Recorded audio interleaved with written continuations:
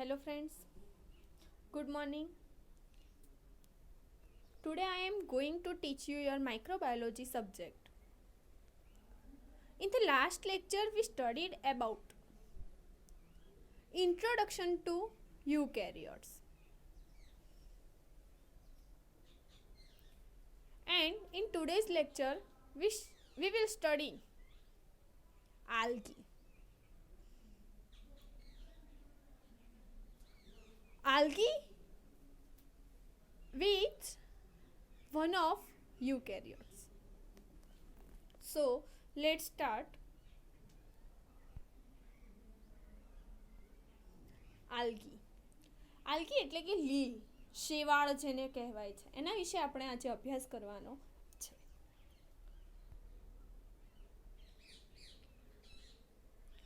The term algae means aquatic plant or the grass of water. The term algae means aquatic plant or the grass of water. લીલ શબ્દનો અર્થ શું થાય છે એટલે કે term algae means તો લીલ શબ્દનો અર્થ જળચર છોડ અથવા તો પાણીનું ઘાસ જેવો એનો અર્થ થાય છે. Grass of water. So the term algae means aquatic plant or the grass of water. It is a protist. It is eukaryotic, unicellular or multicellular organisms with chloroplast. It is a protist. It is eukaryotic, unicellular or multicellular organisms with chloroplast. લીલ જે છે એ protist છે. લીલ algae જે છે એ protist છે. It is eukaryotic, unicellular or multicellular organisms with chloroplast. એટલે કે તે હરિતકણ ધરાવતા સુવિકસિત એકકોષીય અથવા તો બહુકોષીય સજીવો છે. આલ્ગી જે છે એ હરિતકણ ધરાવે છે અને એક કોષીય અથવા બહુકોષીય સજીવો છે.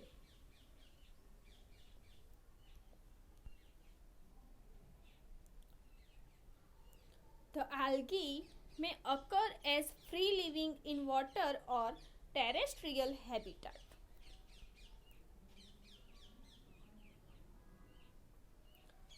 The algae may occur as free living in water or terrestrial habitat.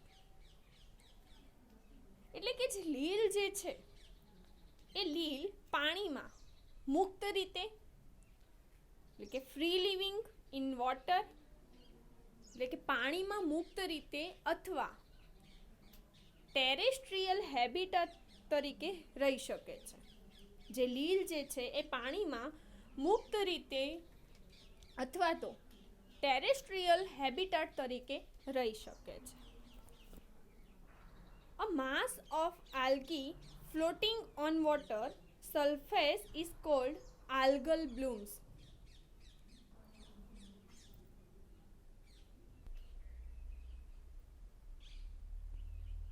A mass of algae floating on water surface is called algal blooms. એટલે કે જે પાણીની સપાટી પર તરતી હોય પાણીની સપાટી પર તરતી લીલને આલ્ગલ બ્લૂમ્સ તરીકે ઓળખાય છે. પાણીની સપાટી પર તરતી જે લીલ હોય છે એને આલ્ગલ બ્લૂમ્સ તરીકે ઓળખાય છે.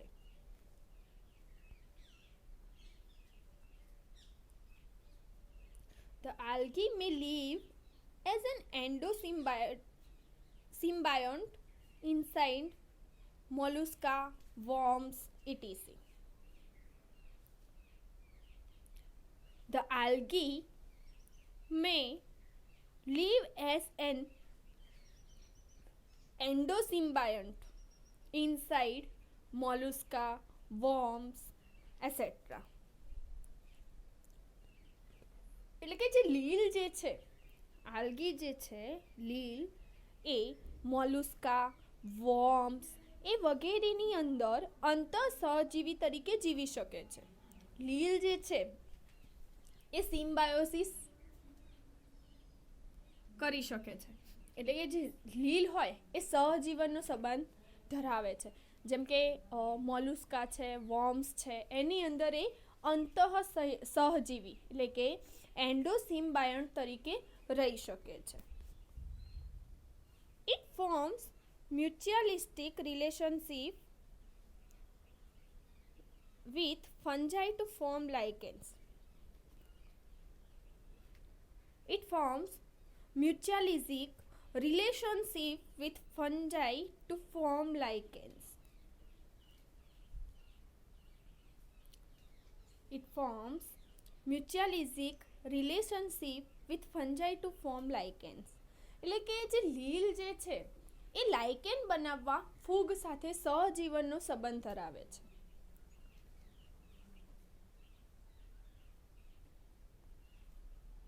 જે લીલ જે છે એ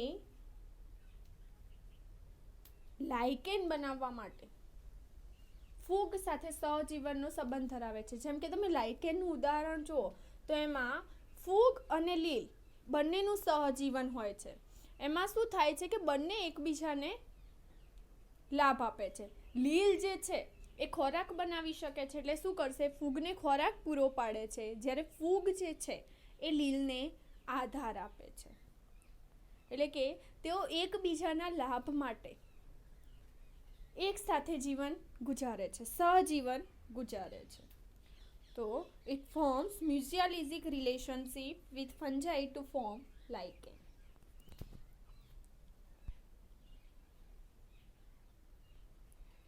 The algal body is called thallus. The algal body is called thallus. એટલે કે લીલના દેહને, લીલનું જે દેહ હોય એને સુકાય કહેવાય છે. લીલના દેહને સુકાય કહેવાય છે. It may be unicellular or multicellular. It may be unicellular or multicellular. એટલે કે તે એક કોષીય કે બહુકોષીય હોઈ શકે છે. એટલે કે એક વસ્તુ એટલું યાદ રાખવાનું છે કે જે લીલનો દેહ જે હોય છે એને સુકાય કહેવાય છે. એ સુકાય એક કોષીય પણ હોઈ શકે છે અથવા બહુકોષીય પણ હોઈ શકે છે. Multicellular algae may be filamentous. In example, Spirogyra. Multicellular algae may be filamentous. In example, Spirogyra. Membranous or blade-like or tubular. Multicellular algae may be filamentous. In example, Spirogyra. Membranous or blade-like or tubular.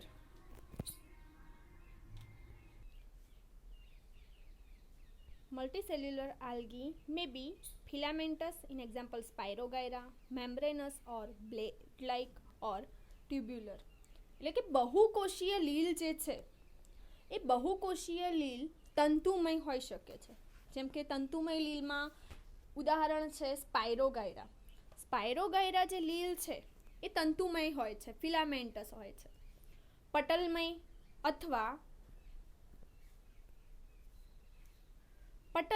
અથવા blade જેવા અથવા નલિકામય હોઈ શકે છે. એટલે કે બહુકોષીય લીલ તંતુમય હોઈ શકે છે, પટલમય હોઈ શકે છે, બ્લેડ લાઇક હોઈ શકે છે અથવા એ નલિકામય પણ હોઈ શકે છે. બહુકોષીય લીલ.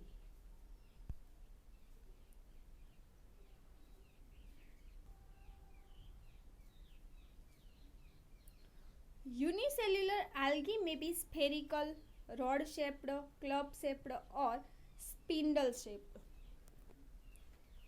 Unicellular algae may be spherical, rod-shaped, club shape or spindle shape. એટલે કે જે એક કોષીય લીલ હોય છે, યુનિસેલ્યુલર આલ્ગી, એક કોષીય લીલ ગોળાકાર, સળિયા આકાર અથવા સ્પિન્ડલ આકારની હોઈ શકે છે. એક કોષીય લીલ ગોળાકાર, સળિયા આકાર, ક્લબ શેપ અથવા તો સ્પિન્ડલ આકારની હોઈ શકે છે. જેમ કે વાત કરી કે જે બહુકોષીય લીલ જે છે એ તંતુમય હોઈ શકે છે, પટલમય હોઈ શકે છે, બરાબર. તો એ જ રીતે એક કોષીય લીલ ગોળાકાર, સળિયા આકાર, ક્લબ શેપ કે સ્પિન્ડલ આકારની પણ હોઈ શકે છે.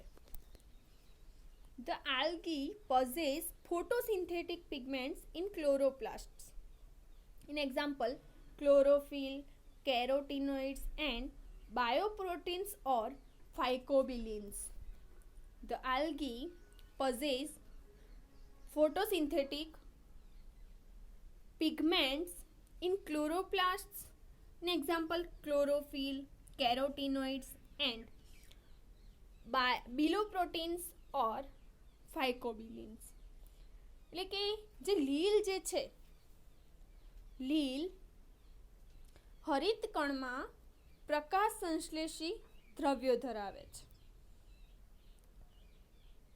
લીલ જે છે એ હરિત કણમાં પ્રકાશ સંશ્લેષી દ્રવ્ય ધરાવે છે. દાખલા તરીકે ક્લોરોફિલ છે, કેરોટીનોઇડ્સ છે અને બિલોપ્રોટીન અથવા ફાઇકોબિલિન્સ છે.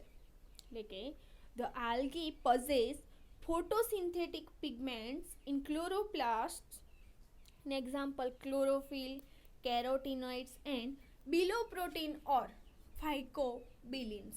એટલે કે લીલ જે છે એ હરિત કણમાં પ્રકાશ સંશ્લેષી દ્રવ્યો ધરાવે છે.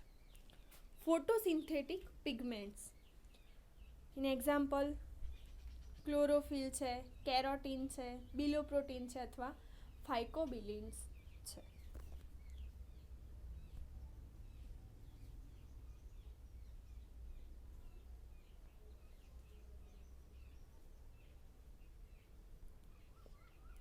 The algae may be autotrophic or heterotrophic. The algae may be autotrophic or heterotrophic. એટલે કે જે લીલ જે છે એ પોષણની દ્રષ્ટિએ ઓટોટ્રોફિક અથવા હિટ્રોટ્રોફિક હોઈ શકે છે. એટલે કે ઓટોટ્રોફી અથવા હિટ્રોટ્રોફી હોઈ શકે છે. The algae reproduce asexually or sexually. The algae reproduces asexually or sexually. એટલે કે લીલ જે છે એ અલિંગી અથવા લિંગી પ્રકારે પ્રજનન કરે છે. આલ્ગી લિંગી અથવા અલિંગી પ્રકારે પ્રજનન કરે છે. એટલે કે સેક્સ્યુઅલ રિપ્રોડક્શન અથવા અસેક્સ્યુઅલ reproduction.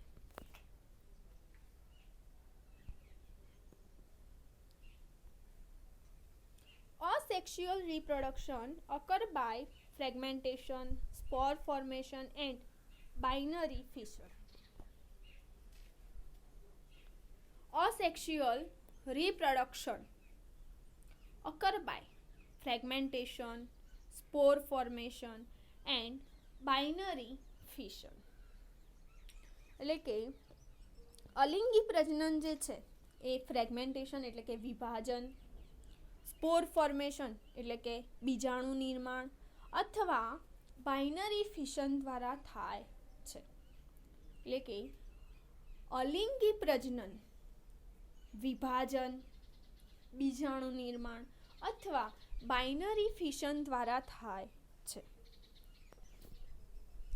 Sexual reproduction involves fusion of gametes, sperm and ovum to form zygote. Sexual reproduction involves fusion of gametes, sperm and ovum to form zygote. એટલે કે લિંગી પ્રજનન માટે જે યુગ્મનજ હોય એ યુગ્મનજની રચના માટે જન્યુઓનું ફલન સામેલ છે. કયા કયા જન્યુઓ? તો સ્પર્મ અને ઓવમ. તો લિંગી પ્રજનન માટે યુગ્મનજની જે રચના થાય, જે ઝાયગોટ બનશે ટુ ફોર્મ ઝાયગોટ, એટલે કે યુગ્મનજની રચના માટે જન્યુઓનું ફલન સામેલ છે. ફ્યુઝન ઓફ ગેમેટ્સ, એમાં નરજન્યુ અને માદાજન્યુનું ફલન થાય છે.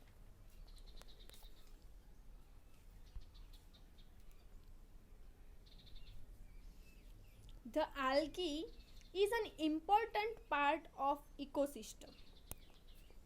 The algae is an important part of ecosystem. It serves as producer. The algae is an important part of ecosystem. It serves as producer. એટલે કે લીલ જે છે એ ઇકોસિસ્ટમનો મહત્વનો ભાગ છે અને તે પ્રોડ્યુસર તરીકે સેવા આપે છે, અથવા તો એવું કહી શકીએ કે ઉત્પાદકો. તો ઇકોસિસ્ટમનો મહત્વનો ભાગ છે. The algae may used as food. The algae may used as food. એટલે કે લીલનો ઉપયોગ ખોરાક તરીકે થઈ શકે છે. લીલનો ઉપયોગ ખોરાક તરીકે થઈ શકે છે. Some algae give agar-agar, alginic acid and carrageenan.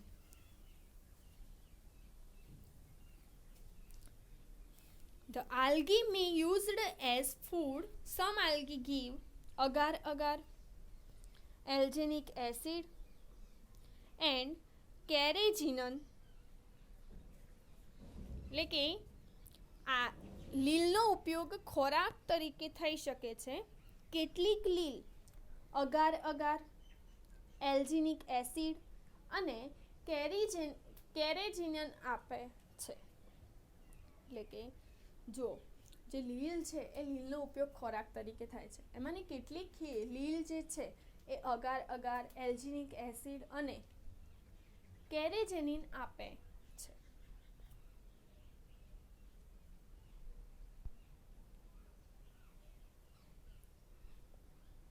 Agar-agar are useful as solidifying agents in microbiology. Agar-agar are useful as solidifying agents in microbiology. એટલે કે અગર જે છે એ સોલિડ એટલે કે નક્કર માધ્યમ તરીકે માઇક્રોબાયોલોજીમાં ઉપયોગી છે. એટલે કે જે અગાર જે છે એ માઇક્રોબાયોલોજીમાં સોલિડ એજન્ટ તરીકે ઉપયોગી છે. The other two have been used in ice cream making. The other two have been used in ice cream making. એટલે કે આપણે વાત કરી કે જે અગાર છે, એલ્જેનિક એસિડ છે, કેરેજેનિન છે, તો એમાંનું અગાર જે છે એ માઇક્રોબાયોલોજીની અંદર સોલિડ એજન્ટ તરીકે ઉપયોગી છે, જ્યારે અન્ય બેનો ઉપયોગ આઈસ્ક્રીમ બનાવવા માટે કરવામાં આવે છે. અન્ય બે જે છે એનો ઉપયોગ આઈસ્ક્રીમ બનાવવા માટે કરવામાં આવે છે. Many can cause toxic bloods and kill aquatic life. Many can cause toxic bloods and kill aquatic life. ઘણા ઝેરી લોહીનું કારણ બની શકે છે અને જળચર જીવનને મારી શકે છે. એટલે કે ઘણા ઝેરી લોહીનું કારણ બને છે અને જળચર જીવોને મારી શકે છે. Some may be pathogen for humans and animals. Some may be pathogen for humans and animals. એટલે કે કેટલાક માણસો અને પ્રાણીઓ માટે રોગકારક હોઈ શકે છે. કેટલાક માણસો અને પ્રાણીઓ માટે રોગકારક હોઈ શકે છે. તો આજના લેક્ચરની અંદર આપણે આટલે સુધી રાખીએ છીએ. નેક્સ્ટ લેક્ચરની અંદર આપણે ફંજાઈ વિશેનો અભ્યાસ કરીશું. યુકેરિયોટ્સમાં આપણે આલ્ગી, ફંજાઈ એનો અભ્યાસ કરવાનો છે. એમાં આજે આપણે આલ્ગીનો અભ્યાસ કર્યો છે. નેક્સ્ટ લેક્ચરની અંદર આપણે ફંજાઈનો અભ્યાસ કરીશું. તો આજના લેક્ચરમાં આપણે આટલે સુધી રાખીએ છીએ. Thank you.